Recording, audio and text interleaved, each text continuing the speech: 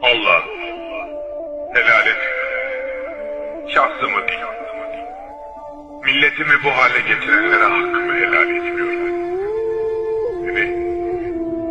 Benim için lif lif yolsalar, cımbız cımbız derelerimi koparsalar, sarayımı yaksalar, hanımı, hanedanımı söndürseler, çoluğumu çocuğumu gözümün önünde parçalasalar, helal ederim de.